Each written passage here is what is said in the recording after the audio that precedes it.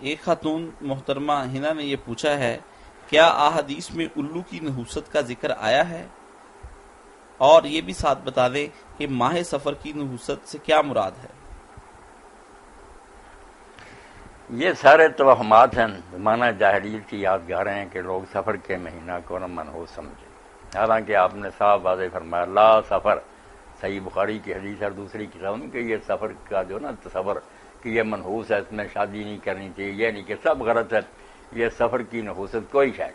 اور اسی طرح الو بیچارہ بھی جو بدنام ہو گیا نا کہ الو کسی جگہ آ جائے اور وہ رہ جائے تو پھر وہ نا مکان برباد ہو جاتے ہیں، وہ گھر اجڑ جاتے ہیں،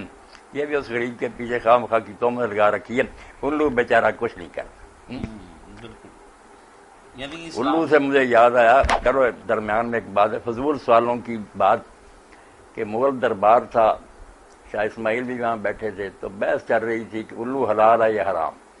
تو دیر تک بات ہوتی تھی، کوئی حلال کہنے والے کو حرام، آخر میں بادشاہ نے پوچھا کہ شاہ صاحب آپ کیا کہتے ہیں، تو آپ نے میں الوؤں کی بحث میں نہیں پڑا کرتا۔ یہ بحثیں کرنے والے پھر شاہ صاحب کی زبان الو ہی ہیں، ایسی ہیں چیزیں جو باقی بہت اچھا کیا میری بہن نے کہ یہ الو بیچارے کو نہ بدنام کریں، اس کے آنے سے کوئی نحوست نہیں ہوتی، اللہ کا ایک پیدا کیا جانور،